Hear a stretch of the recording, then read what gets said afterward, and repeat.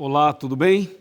Estamos começando agora mais um estudo da Palavra de Deus, nesta série maravilhosa de estudos bíblicos, a nossa série Futuro com Esperança. Quero agradecer você por estar aqui comigo nesse dia, onde vamos abrir a Palavra de Deus e vamos também abrir o coração para o Senhor Jesus. O tema de hoje é sobre a Bíblia no centro do grande conflito, ou seja, palavras de esperança para você e para mim. João 17, verso 17, diz assim: santifica-os na verdade, a tua palavra é a verdade. Essa frase, esse versículo pequenininho, tem uma mensagem gigantesca, uma mensagem grandiosa, do ponto de vista espiritual e do ponto de vista de uma mensagem para toda a humanidade, uma mensagem de segurança, de esperança e também de paz. Veja direitinho essa frase: santifica-os na verdade, a tua palavra é verdade. Veja que a palavra de Deus serve para santificar e também para iluminar. Quem estuda a Bíblia recebe iluminação e recebe santificação. Além do que, a própria Bíblia diz que a palavra de Deus é a verdade. A partir desse verso, temos condições de entender o seguinte: por que a Bíblia Sagrada é um livro tão comprado, tão lido e pouco praticado? Por que a Bíblia, sendo a mesma, as pessoas usam de formas tão diferentes e porque existem tantas igrejas, tantas religiões usando a mesma Bíblia? Uma vez que ela mostra o único caminho e existem tantas doutrinas, tantos ensinamentos que parece nos mostrar vários caminhos. A verdade é o seguinte: para se estudar a palavra de Deus, temos que observar algumas regras básicas. Primeiro, uma lembrança do geral, da palavra de Deus, uma visão geral. Vamos relembrar algumas coisas. Nos estudos passados, nós falamos que a Bíblia tem 66 livros, 39 no Velho Testamento, 27 no Novo, você lembra disso? 40 pessoas escreveram toda a palavra de Deus e toda ela ficou pronta em um período de 1.600 anos aproximadamente. A Bíblia Sagrada está subdividida em 5 pequenas partes: história, poesia, profecia, evangelho e cartas. E você lembra também que nós estudamos aqui que a parte profética é a única que não se entende como se lê. E por isso estamos dando um foco maior na profecia. Outra coisa importante é que a Bíblia foi escrita em 3 línguas originais: no hebraico, no aramaico e no grego.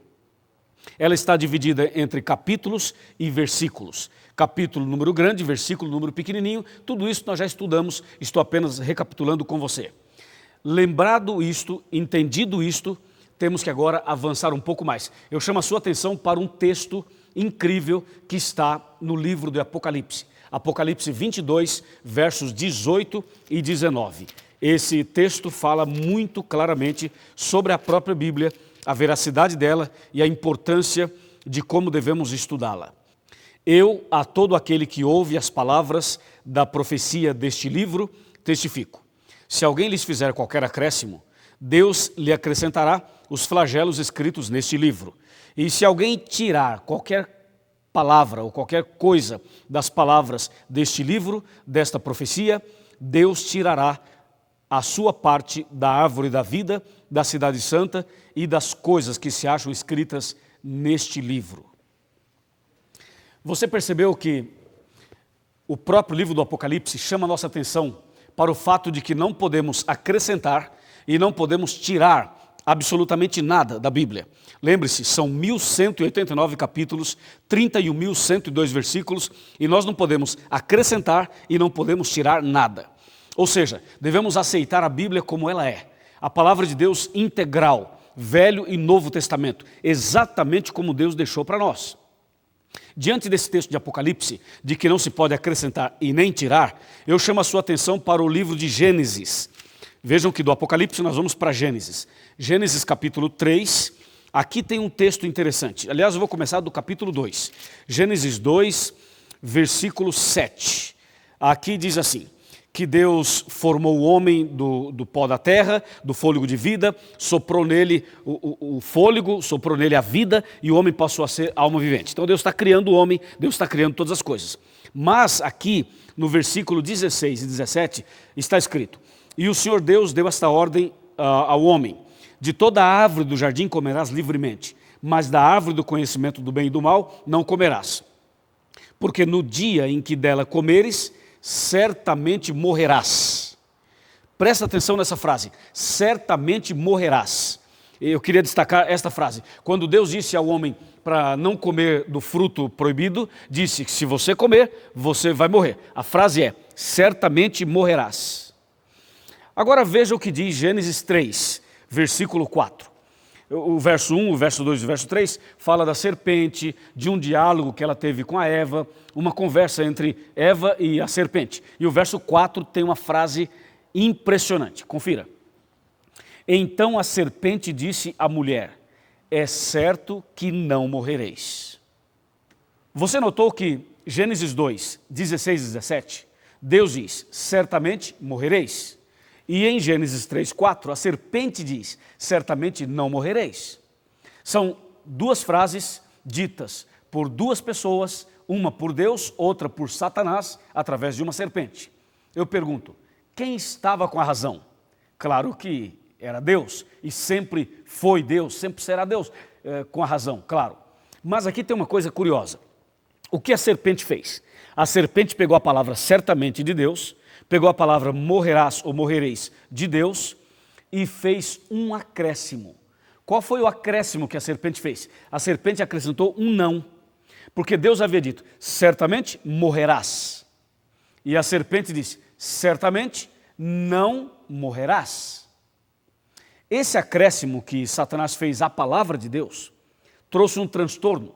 Foi esse não, foi esse acréscimo, foi essa mudança na palavra de Deus, feita pelo inimigo, que fez surgir a doutrina espírita, que fez surgir o movimento espírita e espiritualista, que hoje tem uma mensagem contrária à Bíblia, que diz o seguinte: que a pessoa morre, mas que na verdade não morreu. Ela morre, morre o corpo, mas a alma está viva, o espírito está vivo, a pessoa vai para o céu, vai para um outro lugar, e depois ela reencarna, depois ela volta, aparece à noite, ela torna-se um ser invisível e pode atravessar uma parede e tudo mais. E filmes e mais filmes e mais filmes têm sido produzidos, não só pela América do Norte, como por outros lugares do mundo, falando exatamente da doutrina da serpente.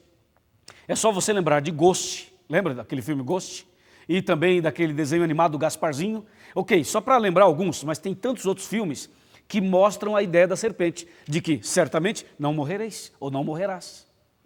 Eu quero mostrar com isso que o acréscimo à palavra de Deus, somente uma palavra, pequena que seja, ela muda toda a história. É um perigo isso, é muito perigoso isso. É por esta razão que o livro de Apocalipse diz: não se pode acrescentar e não se pode tirar. Se alguém acrescentar, Deus acrescenta as pragas do Apocalipse sobre a pessoa. E se alguém tirar, Deus tira o direito da salvação a esta pessoa. Porque mexer na Bíblia é mexer no plano da salvação, é conduzir pessoas por um caminho tortuoso e perigoso. Por isso a palavra de Deus tem que ser mantida intacta, do jeito que Deus deixou. Quando alguém tenta mexer nisso, quando alguém tenta mudar isto, com certeza cria-se um grande problema.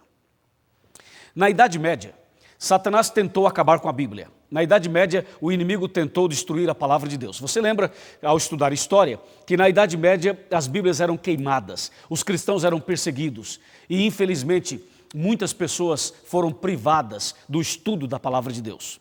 Só que o inimigo percebeu uma coisa interessante: quanto mais ele queimava Bíblias e quanto mais matava os cristãos, mais pessoas se convertiam. Então, com o passar do tempo, Satanás mudou sua estratégia para com a Bíblia. Hoje ele não luta para queimar Bíblias. Você não vê por aí alguém falar: olha, queimaram as Bíblias no país tal. Isso praticamente não existe mais. Qual é a estratégia de Satanás hoje para jogar a verdade por terra, além de no passado ter queimado a Bíblia? Bom, hoje ele tem algumas estratégias. Estratégia número 1. Ele tentou fazer com que algumas Bíblias fossem produzidas com livros a mais. Existe uma Bíblia que nós chamamos Bíblia Romana, que na verdade é uma Bíblia comum, tem em português, tem em todas as línguas. Mas essa Bíblia, a gente fala romana porque ela foi produzida por líderes religiosos de Roma.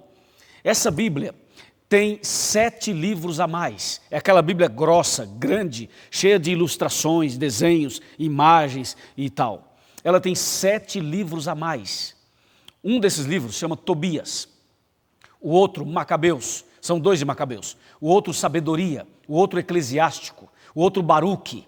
Então são 7 livros a mais. E o que esses livros trazem de verdade? Eles trazem uma mensagem que é contraditória com todo o contexto bíblico. Entendeu? Então essa foi uma tentativa. Então, número 1, o inimigo tentou acrescentar alguns livros e algumas frases aos originais da Bíblia. O número 2 foi quando o inimigo tentou, em uma outra tradução, chamada tradução Novo Mundo, que é mais usada por pessoas do movimento russelita, da Sociedade Torre de Vigia. Essa Bíblia Tradução Novo Mundo tem algo diferente. Na verdade, eles tiram alguns textos, tiram alguns capítulos, tiram alguns versículos e torcem outros. Por exemplo, quando você pega João capítulo 1, versos de 1 a 3, que diz: no princípio era o verbo estava com Deus e o verbo era Deus. Você lembra disso? Quando você vê na tradução Novo Mundo, está diferente. Eles dizem assim: no princípio era o verbo estava com Deus e o verbo era um Deus. E além de colocar um, e o Deus que eles colocam é com D minúsculo. Com isso eles torcem o original e torcem o texto bíblico. E além disso, quando eles citam, por exemplo, João capítulo 8, no caso João capítulo 8, a história da Maria Madalena, eles tiraram o capítulo 8 da Bíblia, não está lá o capítulo 8. Por quê? Porque simplesmente alguém comentou que há uma possibilidade do capítulo 8 não ser original. Então eles tiraram esse capítulo, bem como outros versos mais da palavra de Deus. Vejam, alguns acrescentam e outros tiram. E isso está errado. Mas tem uma estratégia mais terrível do que essa. Porque acrescentar e tirar alguma coisa, ainda assim dá para pesquisar. Você pega várias versões, você pega vários documentos, estuda e descobre e entende direitinho. Mas a grande luta, o grande problema que nós encontramos neste assunto, nesse contexto de perseguição à Bíblia, aparece, sabe aonde? Aparece em Mateus capítulo 4. Quando Jesus foi tentado no deserto, aquelas 3 tentações. Você lembra, Mateus capítulo 4 diz, a primeira tentação foi: se tu és filho de Deus, transforma as pedras em pães. Aí Jesus diz: está escrito, nem só de pão viverá o homem, mas de toda a palavra que sai da boca de Deus. Quando Jesus diz está escrito, Jesus cita a Bíblia, ok? Então na segunda tentação, Satanás usa a Bíblia também e diz: se tu és filho de Deus, lança-te daqui abaixo, porque está escrito que Deus enviará os seus anjos e eles te segurarão nas mãos para não tropeçares com os pés em pedra. Ou seja, na segunda tentação, Satanás diz, está escrito, ele usa a Bíblia. E na terceira tentação, o Satanás não usa mais a Bíblia, porém Jesus continua usando a Bíblia. O que eu quero dizer com isso é que na tentação, Satanás deixou escapar, ele deixou claro para todos nós qual seria a sua estratégia nesses últimos dias. E a estratégia dele é justamente levar as pessoas a torcerem a palavra de Deus, a alterarem a palavra de Deus. Você viu que quando ele citou o texto para Jesus, ele disse assim: se tu és filho de Deus, pula, lança-te daqui abaixo, porque Deus vai enviar os anjos, e isso está escrito na sua palavra. E de fato, o que o Satanás disse está escrito no Salmo 91. Interessante, o Salmo 91 é o salmo que as pessoas usam para destruir e para expulsar Satanás. É isso que as pessoas fazem. Só que na verdade o inimigo usou o próprio Salmo 91 para tentar Jesus Cristo. E qual foi o problema ali? Como nós podemos descobrir o problema ali? O problema foi o seguinte: o inimigo usou o texto fora do contexto. E aqui está o grande problema da humanidade hoje.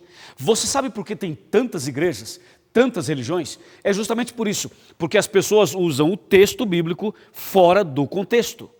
E um texto fora do contexto torna-se um pretexto para que as pessoas não aceitem a verdade. E como as pessoas menos conhecedoras, elas dizem por aí, assim: bom, tem tantas igrejas, tantas religiões, para onde eu vou? Todas elas usam a Bíblia, todos falam de Deus, todos falam de Jesus, todas pregam a Bíblia. Então, será que todas elas não estão certas? Aqui está o ponto. Não é porque alguém usa a Bíblia que está certo. Não é porque alguém cita um texto bíblico que está certo. Pelo contrário, o texto precisa estar dentro do contexto. Caso contrário, seria um problema. Por exemplo, a doutrina da prosperidade é uma doutrina que pegou, né? Você liga a televisão, está lá o pastor, está lá fazendo apelo, está lá dizendo, olha, você tem que dar tudo, você tem que dar a sua oferta, o seu dízimo, e eles vão pegando tudo, dá o seu carro, a sua casa, a sua chave, a sua chácara, não sei o quê. Então, os pastores prometem, se você der tudo, Deus te dará em dobro. Se você fizer isso, Deus fará aquilo. E essa ideia de uma doutrina da prosperidade é uma ideia torcida, errada, contrária, porque a Bíblia não fala isso. A Bíblia, na verdade, ela menciona sim que Deus abençoa as pessoas. Deus abençoa espiritualmente e abençoa também materialmente, claro que abençoa. Mas a verdade é que Deus não prometeu prosperidade para as pessoas que o seguissem. Pelo contrário, Jesus disse assim, as raposas têm os seus covis e as aves dos céus têm os seus ninhos, mas o Filho do Homem, ou seja, Ele mesmo, não tem onde reclinar a cabeça. Se você quer me seguir, então me siga, mas eu não tenho onde dormir. Se você quer me seguir, siga-me por amor e não por interesse. Siga-me porque você quer a salvação e você me quer na sua vida e não simplesmente para ter um carro 0 km, para ter uma empresa, para ser uma pessoa famosa e para ser uma pessoa próspera. Então, hoje o grande problema é o seguinte, o inimigo faz com que muitas pessoas leem a Bíblia de forma errada, torcendo o texto, tirando o texto fora do seu contexto. E assim, a cada dia aparecem novos movimentos, a cada dia surgem novas igrejas, a cada dia surgem novas doutrinas, novas ideologias, a cada dia. Por exemplo, vou dizer uma coisa para você, eu quero concluir esse estudo, mas eu quero que você preste muita atenção nisso. Veja, batismo de criança recém-nascida. Talvez você que esteja me assistindo foi batizado quando era criança, não é verdade? Mas eu pergunto, onde está na Bíblia o batismo de criança? Não está. Não está na Bíblia. Veja, por exemplo, onde está na Bíblia o arrebatamento secreto? Não está na Bíblia. Onde está na Bíblia para guardar o domingo? Não está na Bíblia. Percebeu? Onde está na Bíblia que o padre não pode casar? Mostra para mim. Não está na Bíblia. Percebeu? Onde está na Bíblia que toda pessoa que tem o Espírito Santo tem que falar em línguas estranhas? Não está na Bíblia. Então, o que eu quero dizer para você é o seguinte, muitas pessoas pregam e creem em muitas coisas que não estão na Bíblia, que não aparecem na palavra de Deus. Mas, lembre-se, santifica-os na verdade, a tua palavra é a verdade. Se você quer conhecer a verdade, seja bem-vindo ao Seminário Futuro com Esperança. Se você quer conhecer a verdade conforme a Bíblia diz, você é meu convidado a continuar estudando conosco esta série especial. Deus vai abrir sua mente, seus olhos, o seu coração, e a verdade de Deus vai triunfar na sua vida. E lembre-se o que Jesus disse, conhecereis a verdade e a verdade vos libertará. Deus quer libertar você, não há nada na sua vida que Deus não possa tirar. Deus quer curar você, Deus quer mudar sua vida, Deus quer colocar você no caminho certo, na doutrina certa, no princípio certo. Então não tenha medo de nada. Se você já bateu em tantas portas, se já foi em tantas igrejas, se já pulou de galho em galho, chega, para. Agora é hora de você começar um estudo bíblico mais profundo e conhecer de fato a verdade e o Deus da verdade. E Deus vai te dar uma grande vitória e você será uma nova criatura a partir de agora, eu garanto a você em nome de Jesus. Você crê nisso? Você quer estudar a Bíblia a fundo mesmo? Você quer conhecer toda a verdade? Então, seja bem-vindo à Igreja Adventista do Sétimo Dia. Eu quero orar por você e com você agora, porque você tomou uma decisão importante ao estar aqui comigo hoje estudando a Bíblia. Vamos fechar os olhos e orar. Senhor nosso Deus, obrigado por esse primeiro encontro na vida de muitas pessoas. Para muitas pessoas esse é o primeiro estudo bíblico, é o primeiro encontro. Para outros, já vem fazendo o estudo desde o começo dessa série. A verdade é que hoje pode ser o primeiro momento em que essa pessoa abre o coração e se entrega totalmente a Jesus. Que a tua graça esteja sobre ela, sobre ele, sobre a sua casa, a sua família. Que nesse momento o poder do Espírito Santo se manifeste na vida desta pessoa. Com a certeza que estás nos ouvindo, com a certeza que estás nos atendendo. Eu quero te agradecer em nome de Jesus. Amém.